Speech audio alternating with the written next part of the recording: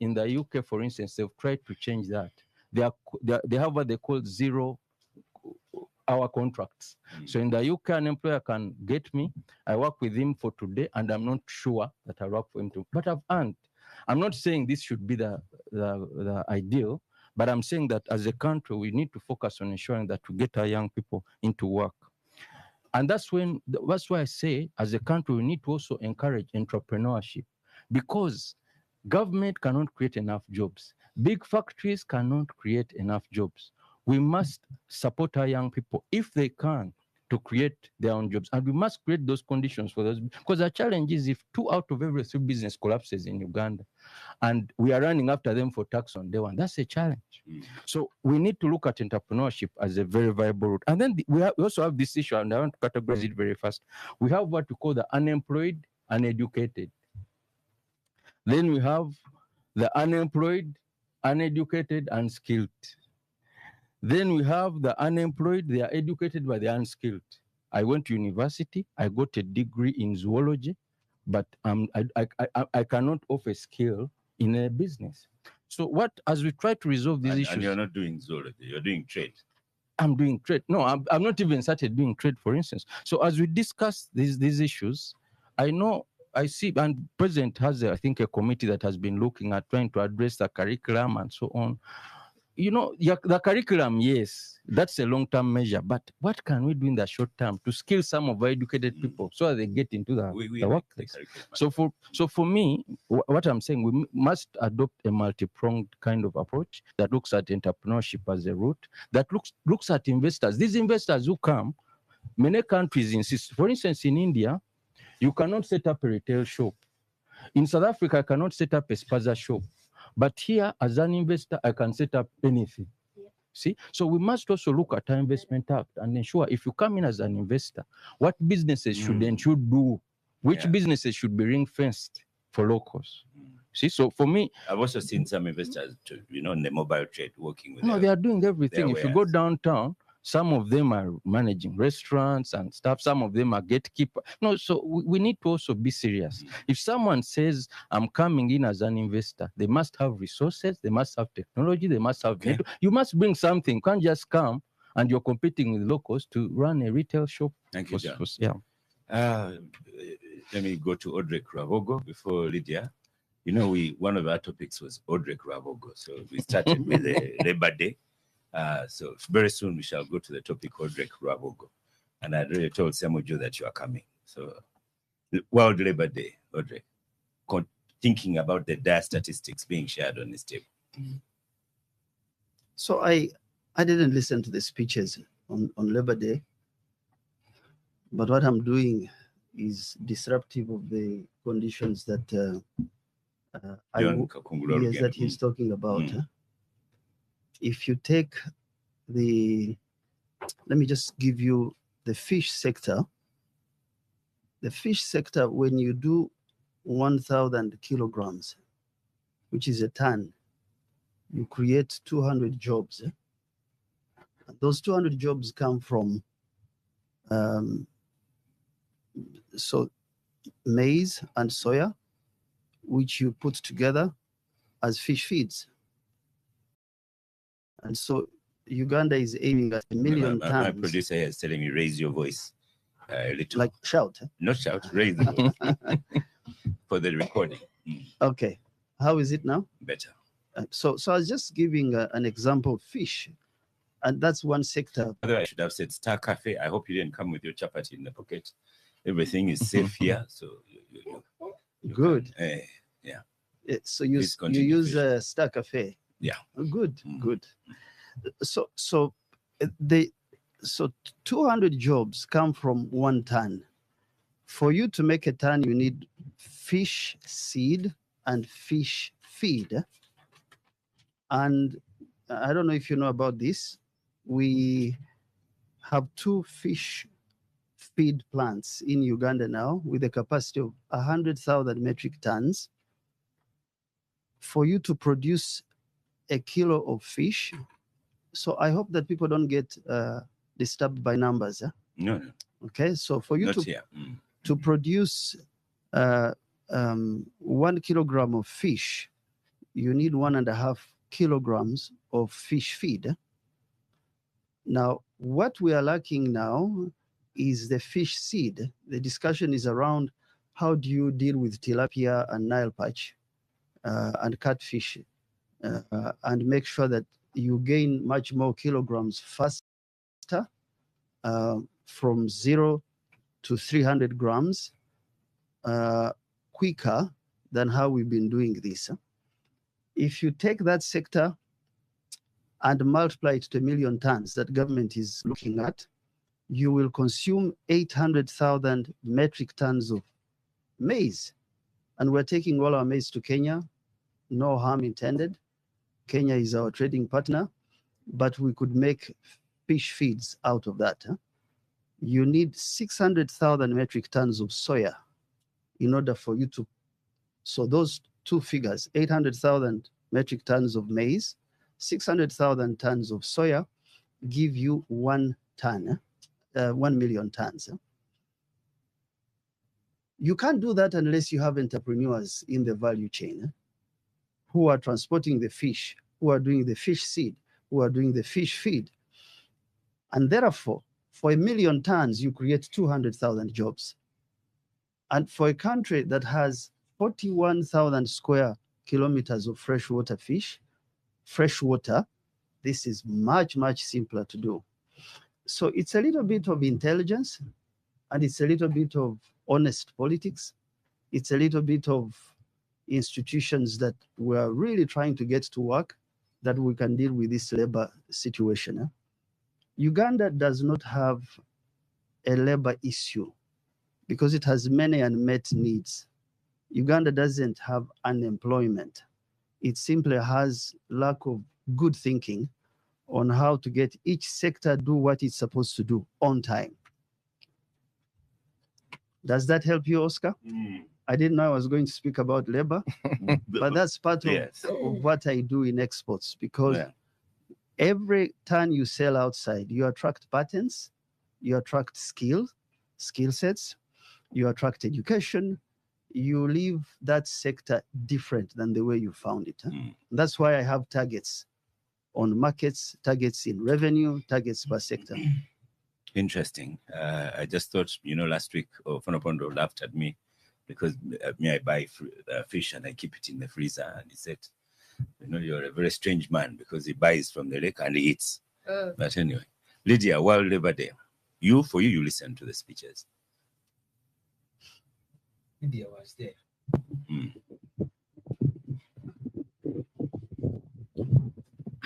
I was in Nakapiripirit at the national function for the International Labor Day. So I not only listened to the speech, I witnessed the National Day, but I've also been interested in the programs that are working towards bringing women to workplaces and trying to see how they can improve and support the household income campaign.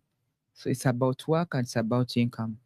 Majority of Uganda's women are largely and historically been in the informal sector. So we are tracking statistics. And if you may, we began with the market.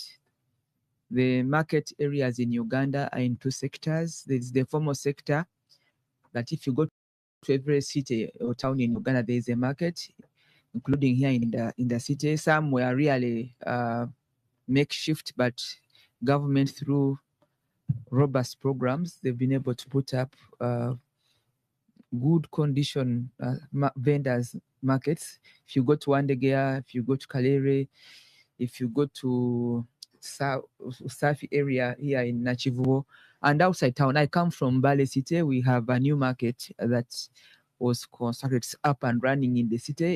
It has blended well with the USMID urbanization. Go to Arua, Lira, Mbarara, Soroti. So my focus is on the women in the workplace, and in terms of numbers, in terms of their income, in terms of getting to the formal sector away from the informal sector. We also have the informal markets. You have the Baganda quite or these periodic markets. At every Tuesday, there's a marketplace here. those are areas that bring income to people, but also offer employment or income opportunities for people. Now, the statistics that Honorable Ssemujju is talking about, and my brother here, are largely those that wear jackets in the morning and go and sit in an office, and they will earn at the end of the month. But there are those that go out to work, and at the end of the day, they will balance some book and see whether they have made a profit or not, and that's for the day or for the month. Or we also have this whole sector that is in circles. You deliver your goods, whether it's milk every day, they record it in a circle. At the end of the month, they calculate your money and give it to you or whatever it is. So, labor in Uganda is largely in two forms. There's the formal and the informal sector. On this table, normally, the statistics are about the formal sector. You are on a government payroll somewhere, you're a sub-county chief, you're a teacher, you're a member of parliament. Teacher is also liberalized, actually. There's the informal and then the formal. But at the end of the day, really, where I sit, our campaign is so much in the informal, and I zero on trying to see that I work with those that are helping women to have an income that will therefore give them. So just before you leave the microphone, when you start your campaigns, are you ready for the poverty you shall see for all those people like Walugembe was describing? But I live in this community. I'm not a Ugandan today. I live in Nagoya, I live in Imbale, I've just come from Chiriandongo, I was in Kashari. I live in Uganda. I'm a known community person. So you're not telling me that I am going to jump from Capital Gang and go and pay some money and call the poverty. No, I live in the community. I don't live a lie. So I know where the issues are. I know the struggles we have. I'll come to I know where the struggles are. I know those that we need to deal with the mindsets even of elites like yourself to see how we are going to have a chain that lifts people from where they are progressively, stage by stage, to where we want them to be. And it's not a one of that because it's a campaign. So no, me, I live in the community. And those who are listening to me know that I'm saying what I am. Thank you. Exactly, yes. So we're sending that microphone to you. So you now share with Agatha, because now we're moving to the topic called Odrek Ravo. I just wanted to supplement. Yeah, get the microphone. I walked in late, so I know that you use job numbers selectively to achieve an objective. So I don't know about Walugembe, but he was quoting from the census. So, but you should look at human beings are multidimensional. We are not unidimensional. Look at the number of households. In the last 10 years, we've grown from 7 million households to 10.5. Of those 10.5, 3.5 are the ones that are outside the income bracket. Look at a household which has four people instead of focusing on an individual. Now, of those 3.5, that's why you have $400 million under PDM. PDM has reached now 2.7 million of those 3.5. It has not. Well, you check the numbers. You check, you see. Hold on. The census puts at 800,000. Nganda, listen. These are government numbers. The 800,000. No, I have. That's in the census report. But I have latest numbers. Those are your numbers. The one that are officially government's 800,000. That's in the report. So I have amount of money that has gone in every district, in every parish. So please, just be a little humble. No. So I am giving you your own figures. So let me respond. Yeah. But Ssemujju also got his 100 million. So he's a district. Ah. Parish. He's a parish. Just let me finish. Yes. The 3.5 million households correspond in such a strange way with the 3.5 million households that are headed by women. And, that tells you something, that perhaps poverty levels are to do with responsibility at home. So when I say 3.5 million households, 3.5 million households led by women, and 2.7 now reached, the point you're trying to make is that each of those four people have some sort of enterprises. some sort of selling beans, some sort of selling fish. And so look at jobs in a much more broader sense than the graduates. I know we have 10 million young people, 18 to 30. I think that's what we have.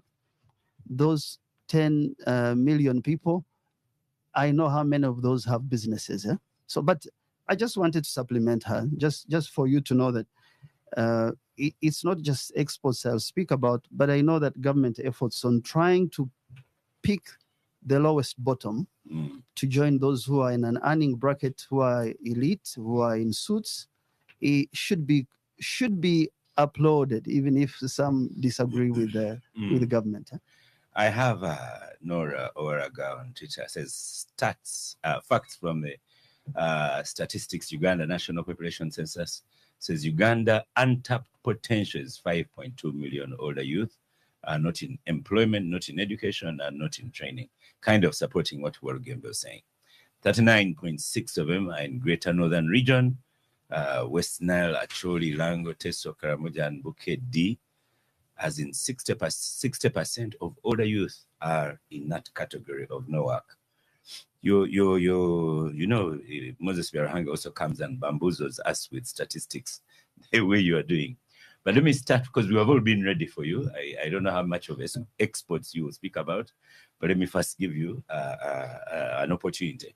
Starting with PES, PASID, PES EID. Good. What is it and what does it do? So listen, Oscar, you come to places because you have a sense of respect, and you also feel that your voice is being diluted, and people are telling lies, and they don't know about you.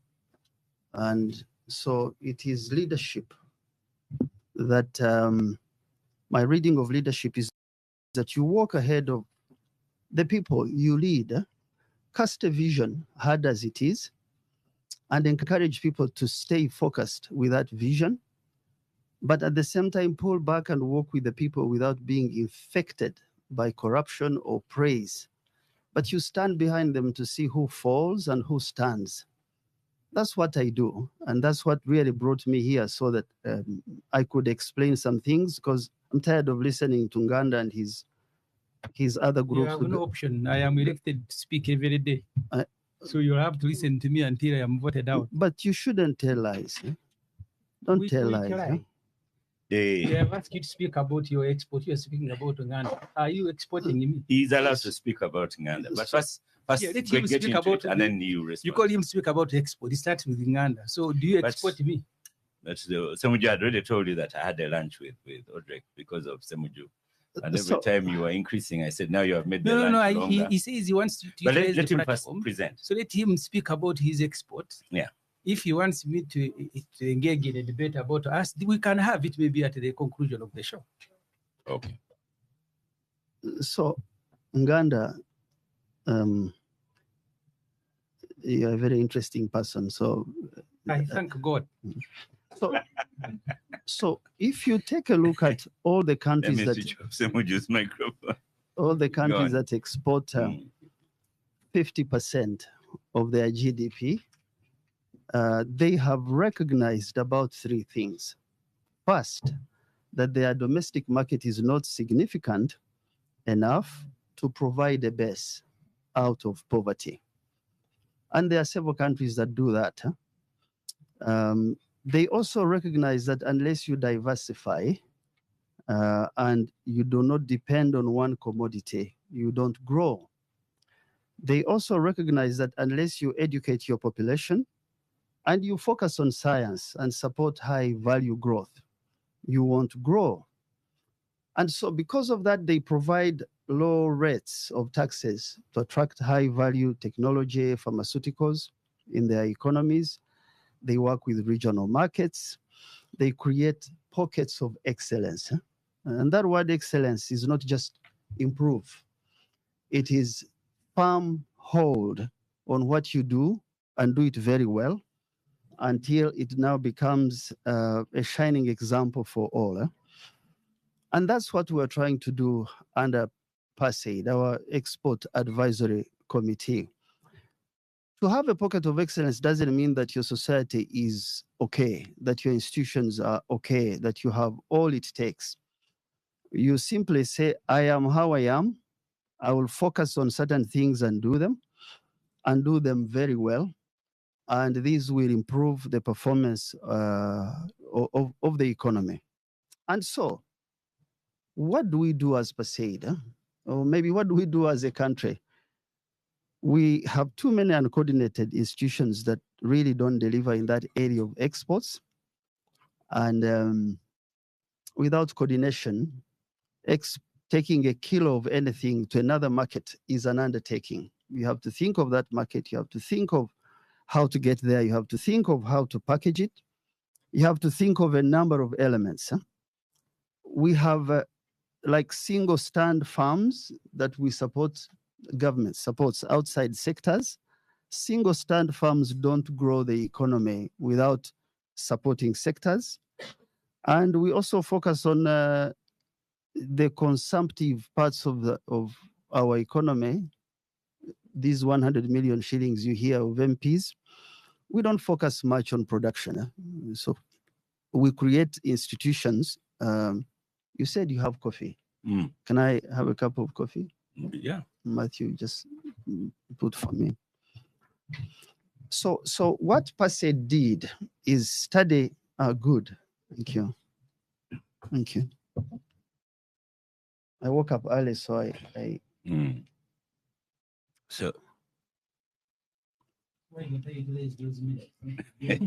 so as he's taking his coffee. so As let him finish. I don't know how you do a show with Ganda. He's absolutely. No one had him. Eh? You are the only one on microphone. Can you just shut up for a minute and listen? Eh? But your microphone is the only one that's on. Okay. So we took For now, 13 I've shut sectors. you, Honorable Ssemujju, because I've switched off. Yes. Okay. We took 13 sectors. And those 13 sectors, we studied. I think I know the intention. He's just trying to rile me up so that I don't focus. So those 13 sectors include coffee. We added tea recently because of its issues.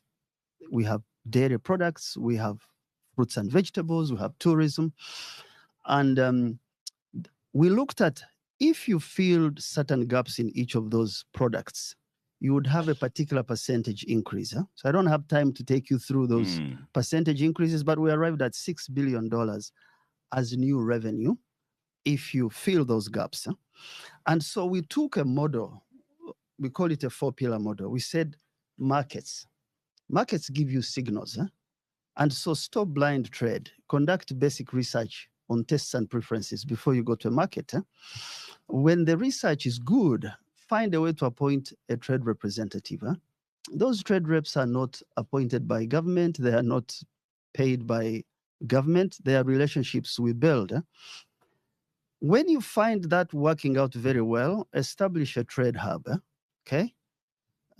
Now, so when you do that, you are able to, and this doesn't have to be new markets, like the new markets we've opened. It can be old markets and you take new segments, right? When you do that, the markets demand a certain standard. You have to comply to that standard. So we haven't had any food safety law for the last 60-something years. And some members of parliament have been at it, have been here talking about other things. So you have chemicals in food that are in one area. You have animal feeds that are in one sector. You have veterinary medicine. So things are spread all over that you don't have a single strand place where you go. And we are now trying to create a food safety ombudsman. Because without that, you cannot get one certificate that you can blockchain and help young people to trade. But let's assume you have the market well and you have the standards done. And it's not very easy given the environment we operate in, the politics, insults. Now you need the infrastructure. That infrastructure must be multimodal. You need to look at your skies, your lakes, and your land. think larger. So, so we spoke with logistics companies, for example. One company requires, I think it's 200 trucks. They call reefers, refrigerated trucks, to deal with fish, to deal with fruits and vegetables. You got to invest in that. Who does it? So you must find a multimodal way to incentivize people to have boats on lakes. So our Lake Albert, Mwitanzije, for 60 years, we use 15 horsepower engines to take products across and bring products across. So you must find investment in this infrastructure to really lower the unit cost of an exporter. Finally, even if you have the three, right? You have the market, you have the standard, you have the infrastructure. You cannot support companies unless you lower the interest rates, unless you make it easy for people to borrow at less than 5%. In order for you to compete with China, to compete with those who sell to you. Therefore, those interventions require coordination. So a product is produced, there is a farmer, there is Minister of Agriculture, there is Minister of Trade with these institutions, there is Minister of Finance, there is Minister of Foreign Affairs. Who coordinates those to ensure that, you know, just like a bean seed, you the can Prime put, Minister. No. You can have, so when you plant a seed, Oscar, you need to manure it. You need to put it under, let's say, you give it fertilizers, you give it water, but the main elements are not those fertilizers and water. It's how much that seed produces a bean that you sell. The ultimate objective of these reforms is that you help farms, FIRMS, because countries don't compete as states. They compete as companies in those states. And therefore, you must work very hard to ensure that your SMEs really, sorry, I keep coming back to, It's okay. I think I just got upset. I got upset with, so. Don't get upset too easily. We do not, no. I gave him time. I invited him, let him go. Go on, Odrek. So Oscar, some people protect their jobs. I protect my call. I protect my cause. Causes are higher than jobs. People just protect their jobs, but they really don't see that we're in one large ship with different cubicles. So those reforms have given us something interesting. In the last 2.5 years, we have $460 million worth of orders in about 10 to 12 markets. Those markets. Orders of what? Orders of coffee, orders of fish, orders of fruits and vegetables, orders of dairy products. And that's part of your work, because I was going to ask you, what's your output? So you're saying... So those orders must be fulfilled by people, by companies. Those companies are the ones you help with certification, you help with standards, you help with market entry, you help with export credit funding. Do you want me to stop here? Yeah, because I can go on. I can so that we have some responses. Let me start with Agatha, who is calmer than Ssemujju. I think you're go to the microphone. Even Ssemujju has been calm. Listening and taking notes. Listening and taking notes. Yeah. I think Mr. Ravo became patronizing and angry and but it's not good for a debate. I would have, appreciated it if you came and said on this day, Ssemujju lied about this and it's a lie, and we will give. I actually am coming to that. Yeah, so maybe it was better to start that way. So as taking notes about things you are saying, and for me, my first question, Oscar, is to Mr. Ravogo is, what's the legal basis of PASID, and what is its budget line? That's many questions. Okay. So that's one. So the other, he's talking about creating pockets of excellency. And I would like to, in specific terms, for him to enlighten us about what has been done. He said, because of the reforms they've made, but I didn't hear them. You only mentioned things that need to be reformed in terms of markets, in terms of standard, in terms of infrastructure, access to finance. What has your committee done in the last 2-3 years of its existence in terms of improving this? The third, maybe and last question for me is that there are institutions, like he mentioned, that were put in place legally under many laws to do this work. Uganda Investment Authority, Export Promotion Board, Ministry of Trade, and Mr. Rabogo kept saying they are not coordinated. I would like to ask if PASID did PASID come to coordinate them, or it came as a parallel structure because these are inefficient to be the one to take over? Now, if that's the case, why do we still have these other so many that we spend on and whatever if they were not efficient? I'll stop there for now. I thought you were also going to pose a question on the coffee. And he has not yet talked about coffee. I will answer, Oscar. Okay, I just left out a portion on coffee and lies, which I want to come to don't later. answer just yet. Ssemujju, Yes. you're on microphone. You see, the starting point is that this country is now effectively under family rule. Effectively. Wealth creation, Salim Saleh is in charge. And you see people trekking to the north. Export Ruawog. And I am happy he's back here because he's angry for no reason. I told him here the last time he appeared that he needed to be cleared by the family to contest for NRM vice chairman. He said no. Was he not ordered to get out? So you that patronizing attitude of thinking you're above everybody, so people are there on your mercy. And that's how you walk into cabinet to give lectures. So you want to come to Capital Gang and give lectures. That you need to stop. You are a human being like any other. So, marrying from the first family doesn't make you an angel. The starting point is the arbitrariness. Okay. I am a member of parliament. My job is to approve government policy, government departments. Every budget that comes to parliament comes with a list of government employees. And I approve them because that's my job. Ruabogo is one of them because I see him on the payroll as the presidential advisor. So the point, Oscar, is that you have a government that they have themselves made ineffective. After making it ineffective, they sit somewhere, they begin criticizing their own government. This country is interesting.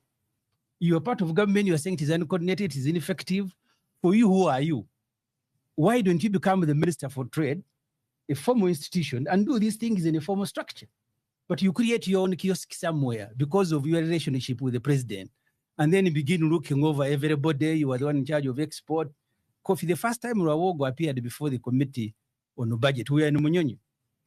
That time he was vending coffee, this man of Ntungam.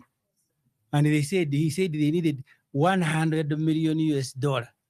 We want parliament that the moment you begin approving this money, you will not come to an end. The first amount of money they took was $35 million US. 35 billion. They came back. I think now as I speak to you, they are at about 120. They are coming for more in the budget that we are processing. You make yourself look like angels. Just Oscar, I don't have to be any expert. Give me the amount of money they are taking, giving it to Ntungam, and I will do better than Ntungam. So the point is that export promotion you have, as Agatha said, you have the Export Promotions Board. If it lacks the human resource, why don't you employ it there? Why must it go to the first family? For me, that's the problem. And that's what Ruawogo must be answering. What specific qualification does he have to be the one in charge of export that the people in Export Promotions Board don't have? But two, they have been part of this government for as long as they have been there. The government, they are now criticizing as being ineffective. Do we make the discovery at 40 years that now we have to start afresh with Ruawogo and Mohozi, who is kidnapping Edemutwe and celebrating on Twitter? And that's what you're offering to the country. Oscar, these statistics I have given you here are not my own statistics. This country, 46% of the population of Uganda, 60% of the population is in agriculture. 46% of the population are food insecure, either severely or moderately. Is that the work of Ssemujju Nganda? So if I say it here, just quoting your own official government book, so I become a liar. Because the statistics was here, they told you 46% of the population is either moderately or severely food insecure. I told Parliament, and I'll be making a response, this PDM, if you read the report of the census, only we have so far now released 3 trillion shilling. Only 800,000 people have benefited because they are picking one person for 1 million shilling per a household.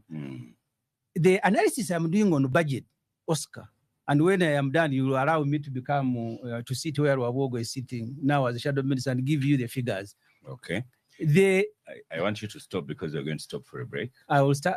Because you've given Wawogo about 40 minutes. He's turned this into a workshop. So when we come back from break, I'll allow you another 2 minutes. Then John, then Lydia, and then we go back to Odrek. Let's stop for a quick break.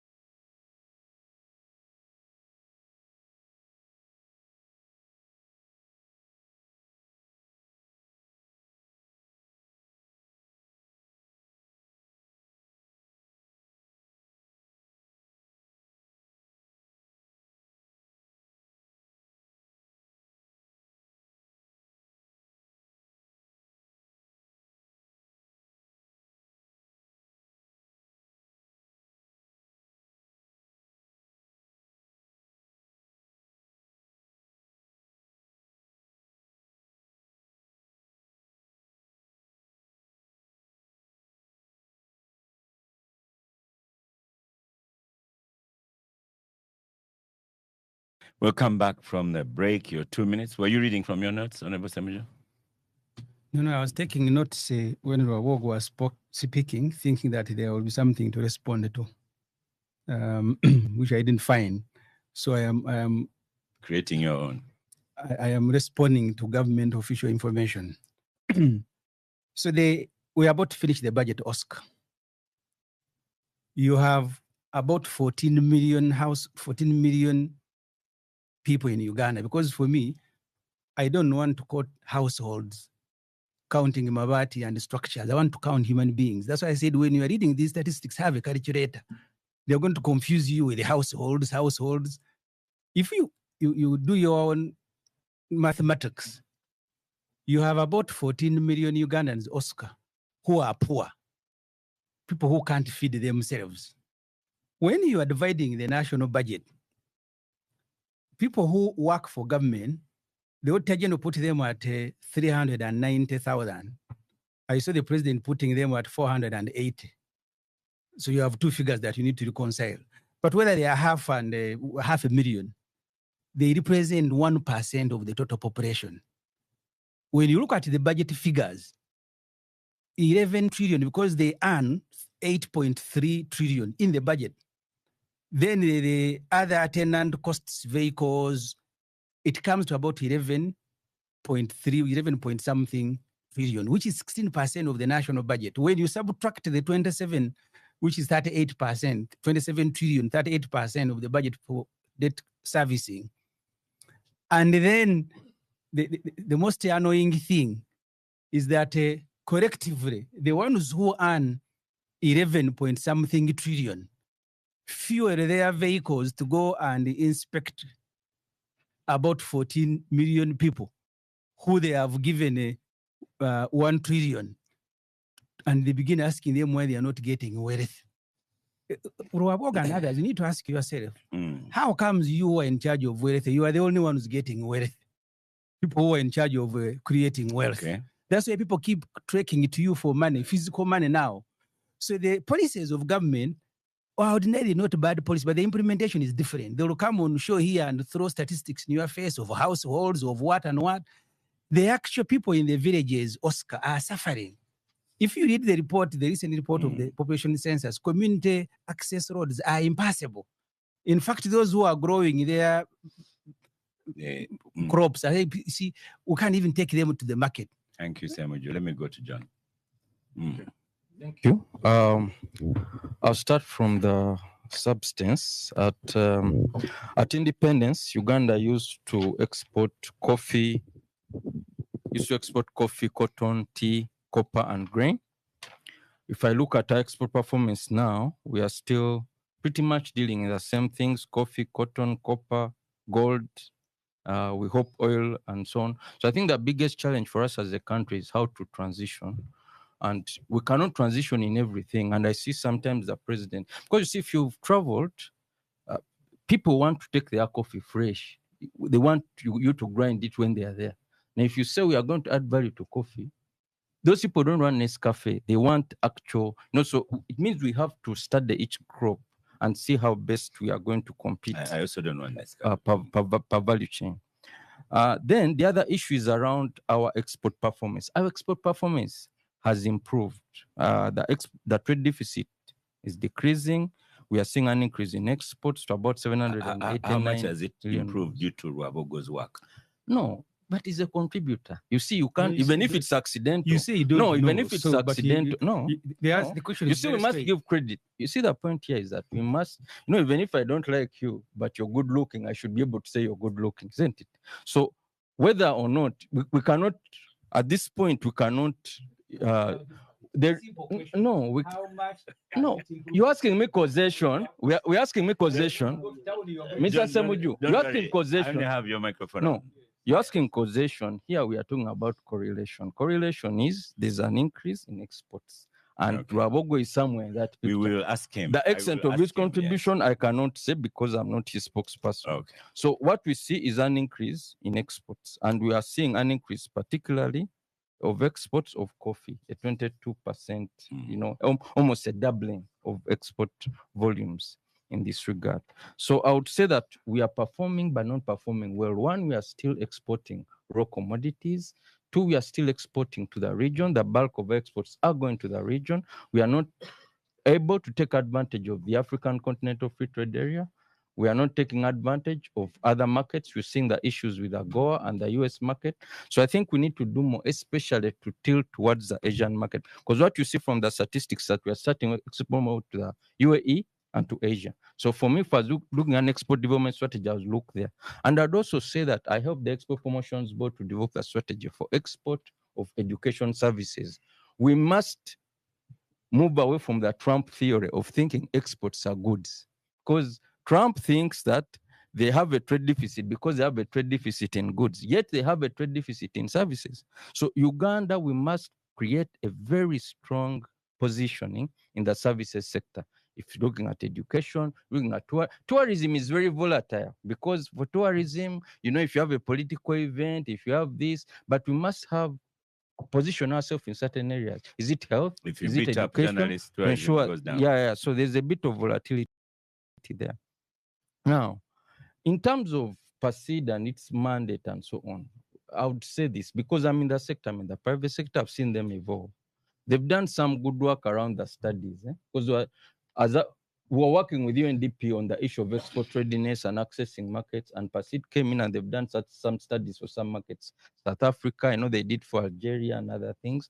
They've also done some trade missions. But what I think PACID needs to do better is to coordinate more with sector actors. Don't operate in isolation, because you see the issue is if you operate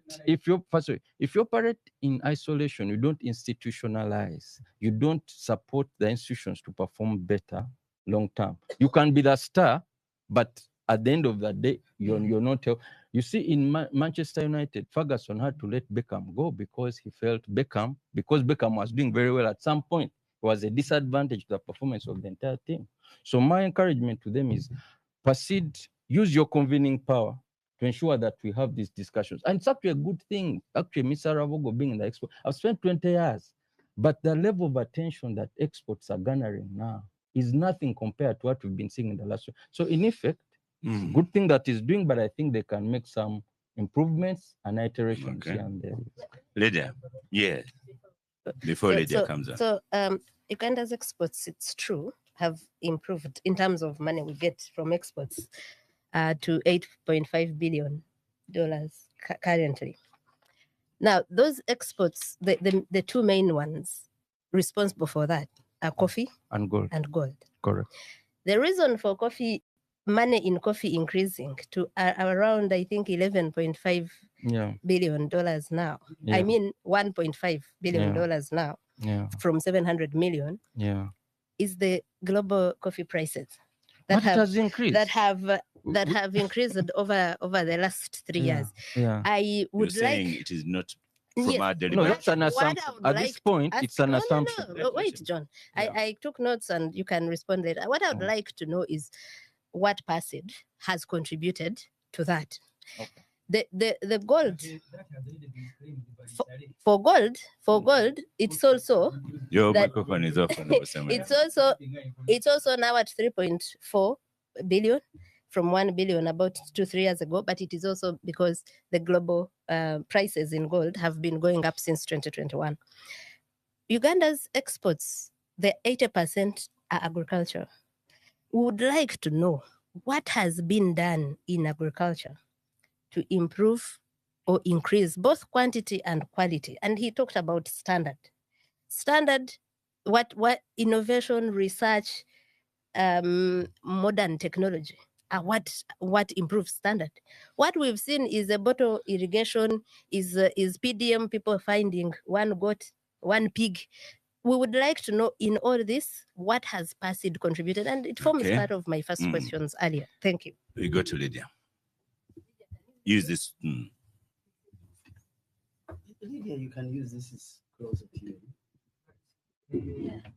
Oscar wants to give you special attention and a special microphone because I think special guest because he said you're a topic yourself. Yes. So I am honored to use the Odrek's microphone, although we have a history, but I think now it's a different matter for Oscar.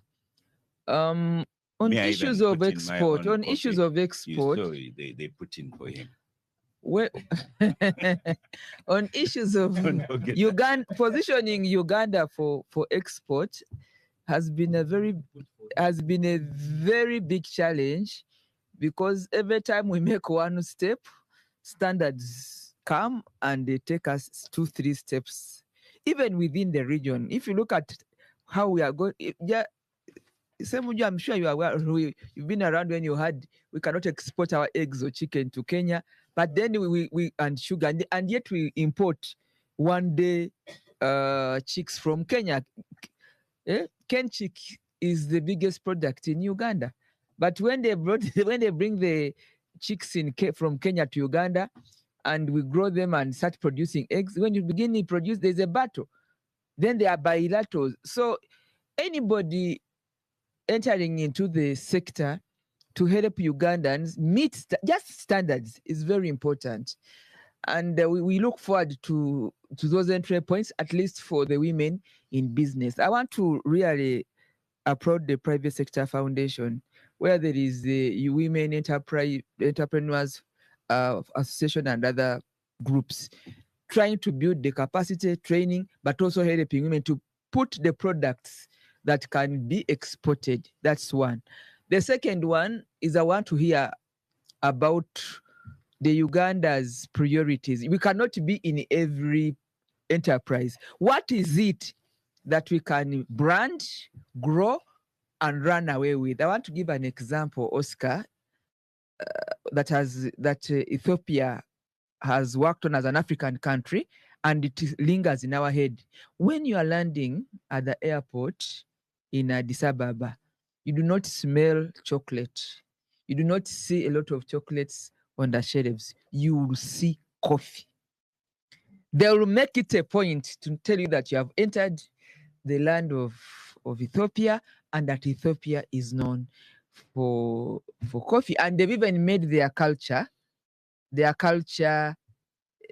everything about them is about coffee. So what is it that we can do for Uganda? We cannot be everywhere. So can we pick one or two products and we really make it, focus it, do research, brand, export, both quality and the quantity. If they say bring so many tons in a season, we are able to deliver. And what does that speak to? It means that we must have a very robust chain. And if you have circles or outgrowers, they deliver on time, they deliver quality, they deliver sizes, including from the garden. Traceability. When the EU passed a law recently about coffee, we were laughing. People are running away saying, how can I register my 10 trees of coffee? But traceability is now a big issue. Where has this product, or where is the garden? Who are the farmers?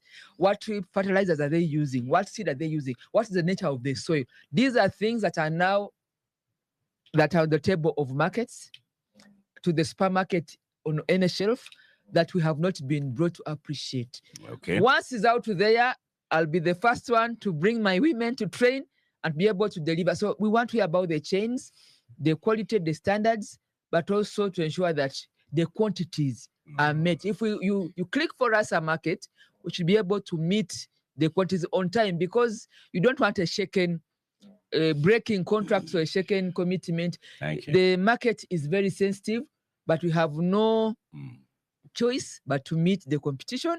And finally, Oscar, there is the issue of the revolution, the IT revolution. Everything has gone IT, and how much of our country has evolved into IT, to the last person on the garden. Because when talk about Uganda and exports, what comes to my mind is not so much the services. For us, really, we have to harness what we have. We have good weather, we have good soil. What can we get from the gardens? Organic soils to export, even our water. We have fresh water that can produce the blue economy. What is it that we can do from the blue economy? One or two issues, run away with it and change the story for Uganda. Thank you. That's what I can contribute. Jacqueline Arinda of JADA, I'm sure Odrek knows her, says, John says we have increased coffee exports and Rabogo is among the contributors. Out of the coffee money he helped secure for Ntungama factory, how much percentage of that has been exported or contributed to the current coffee exports? Moses Biarohanga, OSM, the Kira municipality MP, is saying that the report states that 25 million people are in the category of working age. And according to him, that age starts at 14. Definitely, this includes students, because on average, one leaves university at around 23. So of 25 in the working age, if 9 are employed, doesn't mean the rest are unemployed.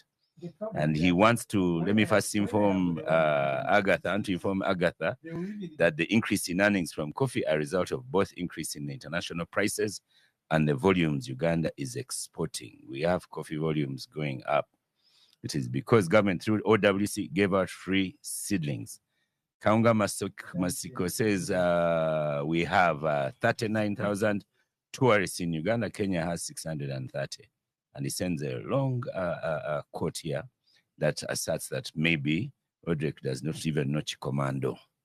So But you know, You see, if a man Biaruhanga. doesn't talk, No, we will listen. we need to Biaruhanga. give him time to talk. Biaruhanga wants even to deny statistics in the official government book because they are mentioned by ssemujju. The National Labour Policy is 1464. It is not my policy. Odrek Ravoga, you've had responses across So the table. thank you very much. I just stopped because I thought I should yield the floor. I hadn't explained a number of things, so now I hope I am able to do. So let's just quickly go to, when I say something, I hope Agatha answers your question, or Nganda, who doesn't want to listen. So when we began this work on 16th of March 2022, our total exports as a country just outside COVID, after COVID, was $4.2 billion. When we took the 7 to 10 markets where we put trade reps, we conducted some survey and took certain orders, products. The increase between now, I think, and then is more than 1.8. You said 8.5, but the official statistics are around 7.4. So that 1.5 comes from first awareness. So you did not have a market called the Balkans.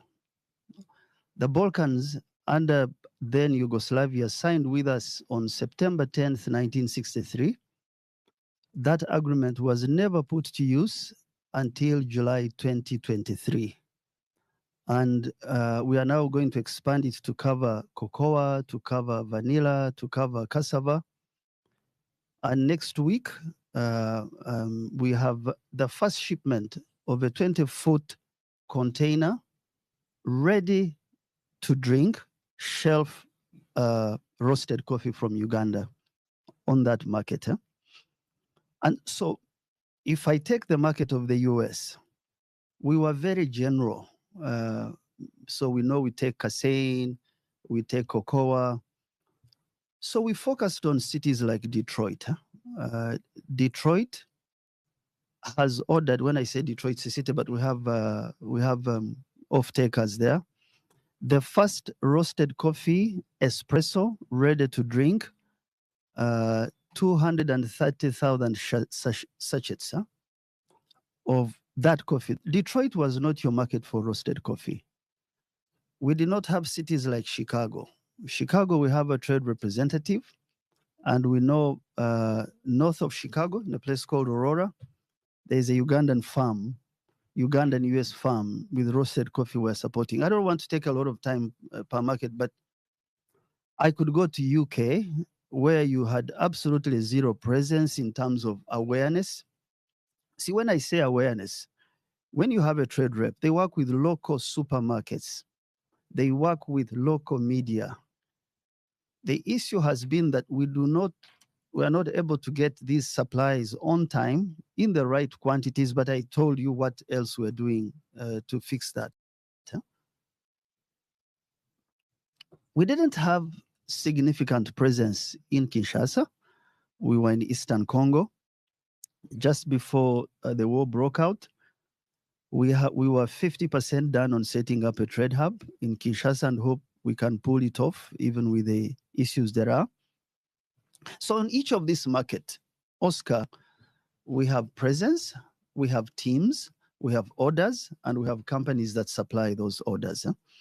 We think, and we are not working in a market that has data, easy to collect data, but I can tell you when we conduct survey in Lamon, in Omoro, in Lira, on Simsim, and we take an order of 100,000 metric tons, I don't want to mention names of people, we know how much that will go to China and how much that contributes to our net income that wasn't there. So significant focus on exports, on really bringing some sort of compelling thinking and doing an ecosystem. Because you really, when you hear people speak, it's as if this one has all the knowledge to do this. This one, no. Ecosystem thinking means that he who grows something, he who transports it, he who certifies it, he who represents you as an ambassador, he who communicates on social media, they are united around your product and your brand as a country. And we try and work that out. I can mention more trade locations, but we don't have time. So I just need to go to